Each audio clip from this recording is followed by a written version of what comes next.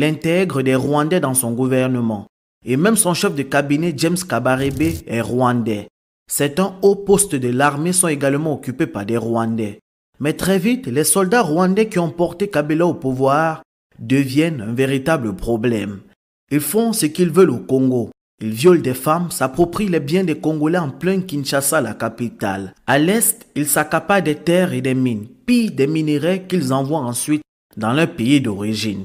Ces agissements des Rwandais dans le pays irritent les Congolais qui commencent à voir Kabila comme le jouet de Kagame. Face au mécontentement de son peuple, Laurent Désiré Kabila prend alors des décisions fortes. Le 14 juillet 1998, il limoge son chef de cabinet rwandais, James Kabarebe, et le remplace par un Congolais. 2 semaines plus tard, il remercie le Rwanda pour son aide et demande le retrait de toutes les forces militaires rwandaises et ougandaises du pays. Les conseillers militaires rwandais sont évacués du pays en 24 heures, sans ménagement. Ce geste de Kabila est perçu comme une trahison par Kigali et Kampala, qu'il avait soutenu dans son ascension au pouvoir. En réaction, ils appuient des rébellions contre lui. Le Rwanda soutient le Rassemblement congolais pour la démocratie RCD, tandis que l'Ouganda soutient le mouvement de libération du Congo MLC, dirigé par Jean-Pierre Bemba.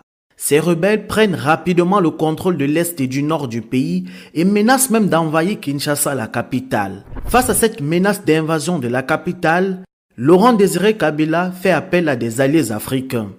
C'est le début de la deuxième guerre du Congo.